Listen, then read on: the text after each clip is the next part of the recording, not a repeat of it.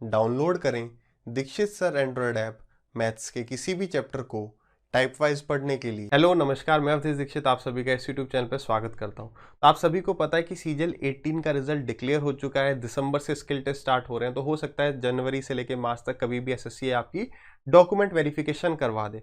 तो कुछ क्वेरीज आ रही थी कि हमें कौन सी पोस्ट को प्रेफर करना चाहिए, हमारी पोस्ट प्रेफरेंस क्या रहनी चाहिए। तो ये जो वीडियो है सभी के लिए हेल्पफुल होगी। ऐसी एक वीडियो मैंने पहले भी बनाई थी, बट एक फिर से बना लेते हैं, डिटेल में सब पर बात कर लेते हैं। रीज़न क्या है कि यूट्यूब पर या गूगल पर आप कहीं भी सर्च करो तो जो इन्फॉर्मेशन है ना, वो बहुत हद तक गलत है। जब डिपार्टमेंट से बाहर मैं था तो मैं भी उसको पढ़ता था और हमने भी काफ़ी सारे ख्याली पुलाव बना लिए थे कि डिपार्टमेंट में ऐसा होगा, बट वो बातें हो सकता है बहुत पुरानी है, कम से कम 20-25 साल पुरानी है।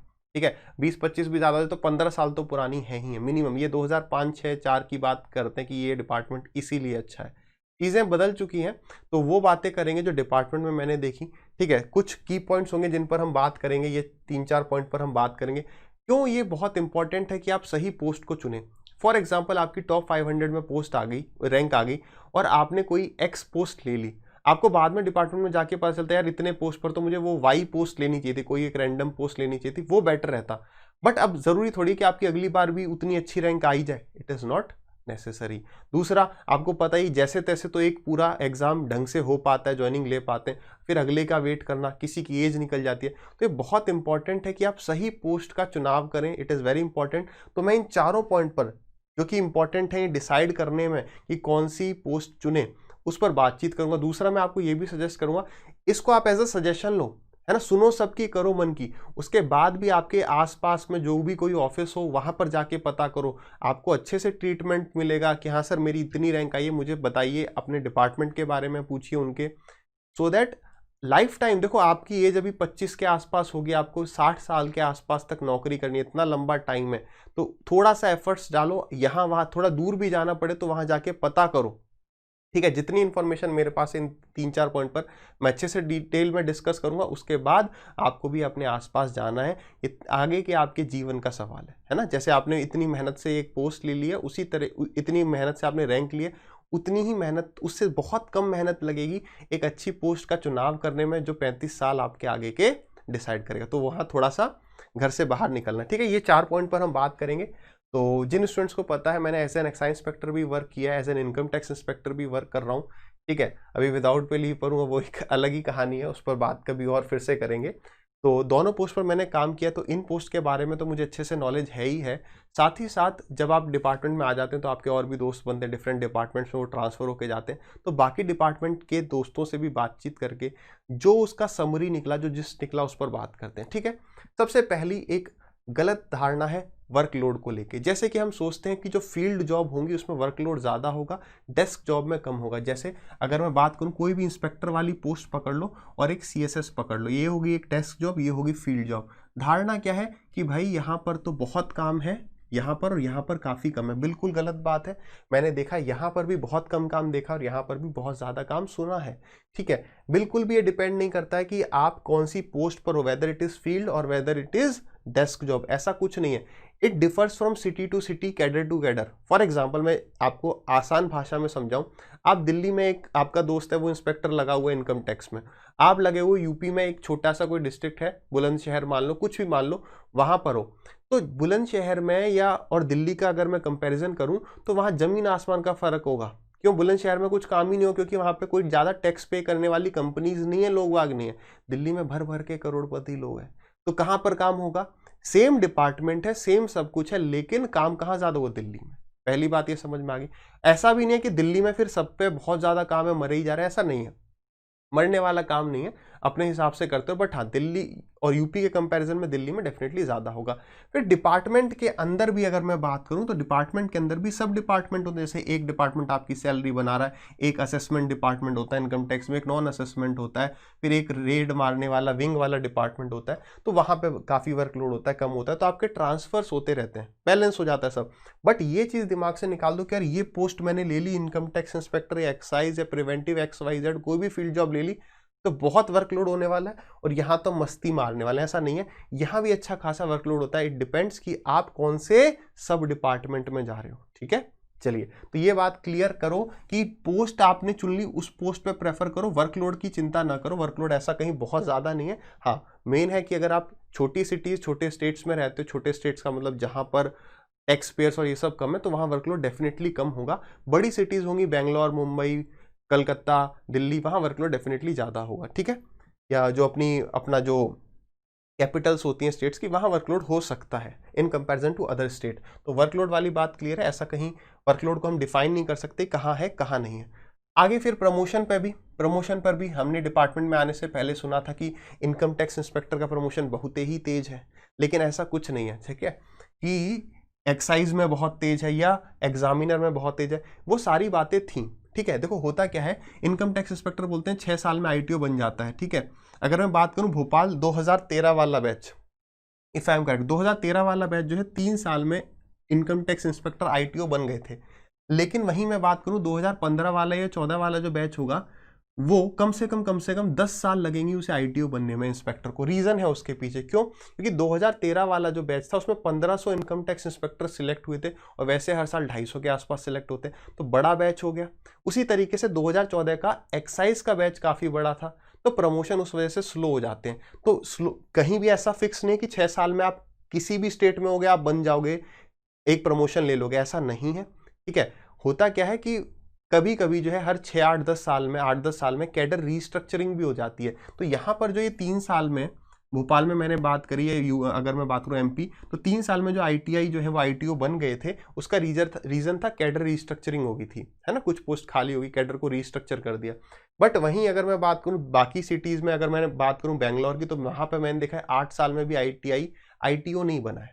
तो वी कांट से कि यार ये वाली पोस्ट में तो प्रमोशन बहुत फाड़ है, ऐसा है वैसा, ऐसा कुछ नहीं है। इट डिफर्स फ्रॉम फिर वही state to state, cadre to cadre, ठीक है। तो ये बात दिमाग से निकाल दो।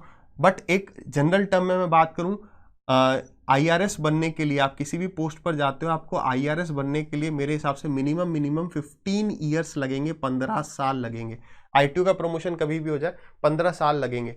2014 में मेरे फ्रेंड्स जो एक्साइज डिपार्टमेंट जिनने ज्वाइन किया था, वो 2016 में हमने ज्वाइन किया था, 2016 मई में हमने ज्वाइन किया था एक्साइज डिपार्टमेंट, और 2019 दिसंबर में उनका प्रमोशन हो गया सुपरिंटेंडेंट पर। तो वैसे यहाँ पर ऐसा लग रहा है कि 3 साल में प्रमोशन हुआ, तो कुछ का हुआ भी है।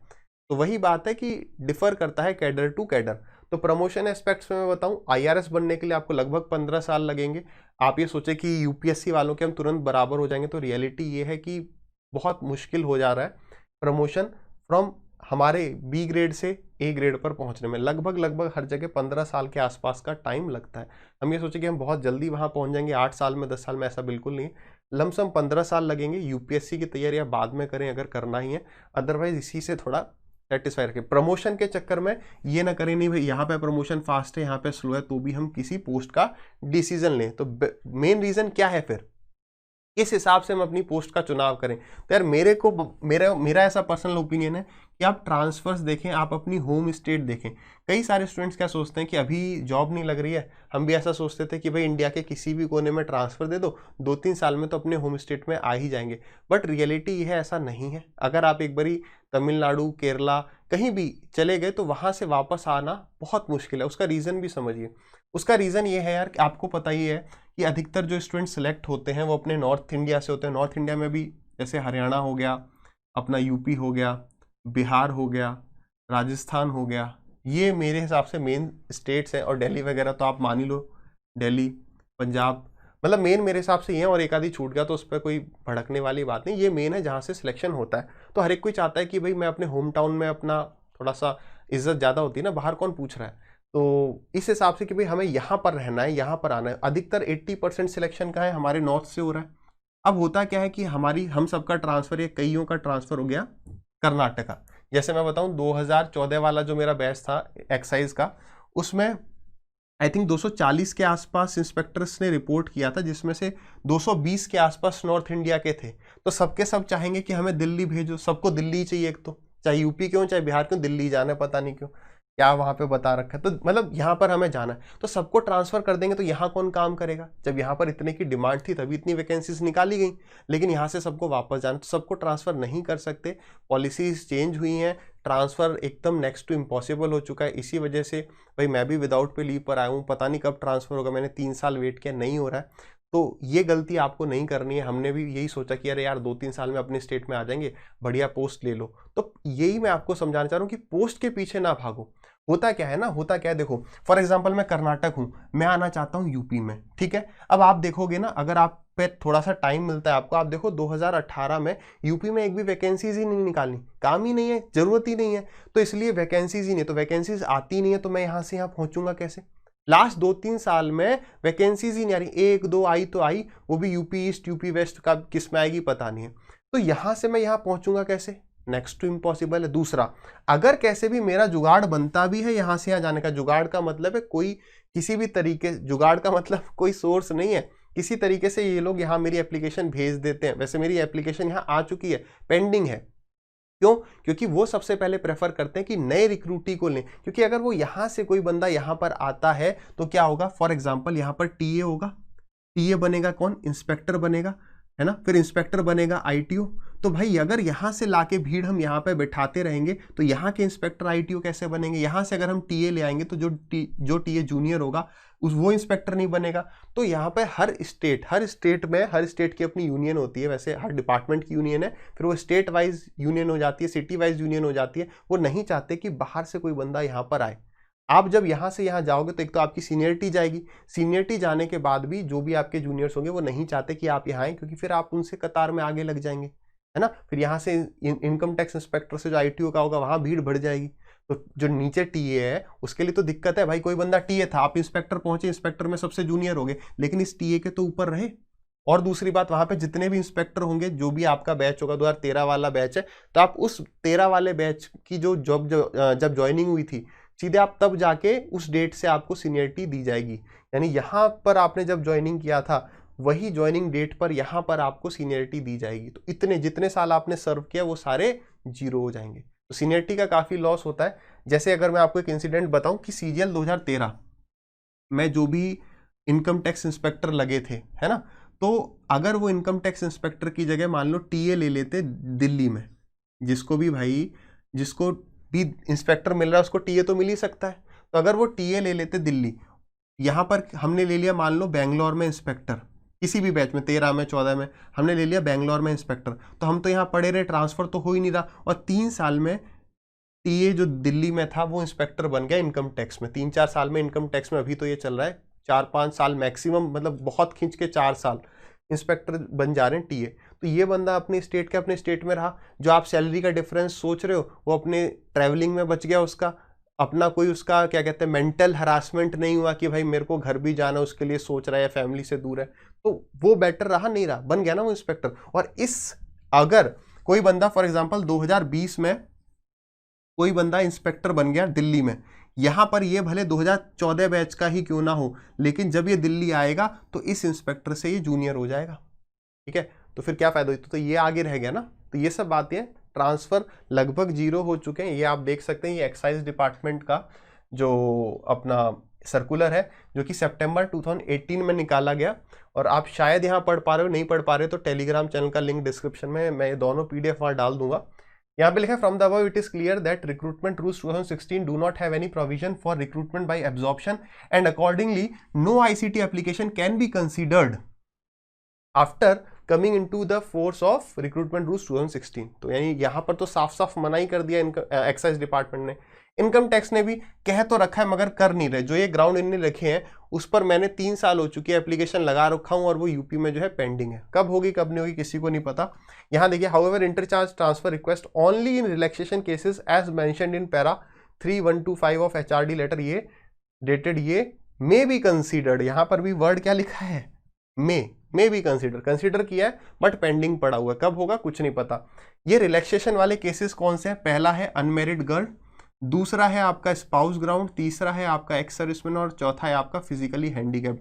ये वाले प्रोविजंस जो है इनकम टैक्स डिपार्टमेंट ने कहा है कि हम फॉलो कर सकते हैं, मे यूज कर दिया है, ठीक है। तो ये बात समझ में आ गई। तो अभी तक की समरी क्या होती है, किसके पीछे, अच्छा इसमें एक ये वाला रह रहा है अंडर टेबल मनी, ठीक है, पैसा है ना। कई सारे लोग बोलते इतना पैसा उतना पैसा, 7 पुश्ते बैठ के खाएंगी। उन सब बातों से बाहर आओ, ठीक है। कुछ नहीं रखा उस सब में, नौकरी है, ठीक है, सैलरी थोड़ी बहुत कम है, मैनेज करनी है, सही है, जो भी है। इसीलिए कई बार डिपार्टमेंट में आके आपस में जो है शादी वगैरह कर लेते हैं, ठीक है, विचार मिल जाते हैं तो एक डिसेंट सैलरी हो जाती है। जैसे आप इंस्पेक्टर बन गए, 65 आपकी, 65 आपकी वाइफ की, तो 1,30,000 हो गए, ठीक है, अच्छी अमाउंट है, ठीक है। इस पर यार बात करते हैं। ये केवल कई बार क्या होता है, कई लोग सोचते हैं कि भाई एक्साइज या एग्जामिनर में बहुत पैसा है, प्रिवेंटिव में बहुत पैसा है, तो हम चलते हैं मुंबई। अब भाई एग्जामिनर में चले गए तो वापस तो कभी आ ही नहीं पाओगे, पोर्ट पे चले गए, है ना, आओगे तो 4-5 साल के डेपुटेशन पे आओगे, वापस जाना पड़ेगा। सोचते हैं इतना पैसा छाप देंगे, बैठे आएंगे। वो सब बातें सच थी, है ना, और हो भी सकता है कभी सच हल्की फुल्की हो भी जाए, बट वो सोच के कि नहीं ऐसा होगा ही होगा, वो कोई हमारा जन्म सिद्ध अधिकार तो है नहीं कि नहीं भाई सर हमें तो ये बताया गया था, हमने तो आके इतने आप दीजिए, है ना, तो वो सब नहीं होगा। तो उस सब से बाहर आओ, केवल उसके चक्कर में कहीं जाओगे सेटिस्फेक्शन नहीं मिलेगा। कोशिश करो, पूरे इस चीज की समरी क्या है कि कोशिश करो कि आपको होम पोस्टिंग मिले। होम पोस्टिंग, रीजन क्या है, क्योंकि बाहर चले जाओगे भाई, अच्छे अच्छे नहीं रह पाते घर से दूर, खासकर अगर आप अपने होम स्टेट से कभी बाहर रहे ही नहीं हो तो बहुत ही मुश्किल है। और क्यों, क्योंकि जब आप IRS बनते हो उसके बाद आपका होम ट्रांसफर या ऑल इंडिया पोस्टिंग स्टार्ट होती है, यानी मिनिमम आपको 15 साल में, मिनिमम वर्ड यूज कर रहा हूँ, 20-20 साल भी लग जाते हैं, 15 साल में जाके आप IRS लेवल पर आओगे, 15 साल वहीं काटने, यानी at least till the age of 40। अगर आप अभी 25 के हो, उससे थोड़े ज्यादा हो चुके तो उससे ज्यादा, भाई जब इतने ही साल कट गए तो अब तो आगे जीवन काट ही लेंगे। स्टार्टिंग के 2-3 साल ही तो मुश्किल होते हैं, 5-7 साल उठा लो, जब इतना काट ही लिया तो काट ही लेंगे। तो इसलिए कोशिश करो होम पोस्टिंग, पोस्ट के पीछे मत भागो कि नहीं भाई इनकम टैक्स इंस्पेक्टर पे गांठ बांध लिया तो वही लेंगे। अरे एक्साइज ले लो, अगर अपने स्टेट में मिल रहा है, इनकम टैक्स बाहर मिल रहा है, excise much better than income tax home state. Divisional accountant मिल रहा है, वो बहुत अच्छी पोस्ट है, थोड़ा जाके आगे बाहर एक्सप्लोर करो। ये बिल्कुल नहीं देखना है ये क्या है, ये आपका जन्म से अधिकार नहीं है। कभी बाई चांस, मैं कहता हूँ बिल्कुल भी इसके सोच के नहीं जाना है। मैंने ऐसे ऐसे केसेस देखे हैं कि 50,000 रुपए के लिए इनकम टैक्स इंस्पेक्टर जिसके जो सर्विस है वो 1 साल 8 महीने हो चुकी थी, उसको भी रेस्ट्रिगेट कर दिया, उसको भी बाहर निकाल दिया, उसको भी टर्मिनेट कर दिया। 1 साल 8 महीने, 2 साल से पहले तो बिल्कुल बिल्कुल रेड हैंडेड पकड़ने पर सीधे बाहर हैं। ठीक है, 2 चीजें हैं जिस पर डिपार्टमेंट बिल्कुल तरस नहीं खाता, रेड हैंडेड और सेक्सुअल हरासमेंट। बिल्कुल नहीं, सीधे बाहर टर्मिनेट किया जा सकता है बिफोर 2 इयर्स ऑफ सर्विस। तो इससे थोड़ा सतर्क रहें, कभी भी इस चीज के पीछे ना भागें।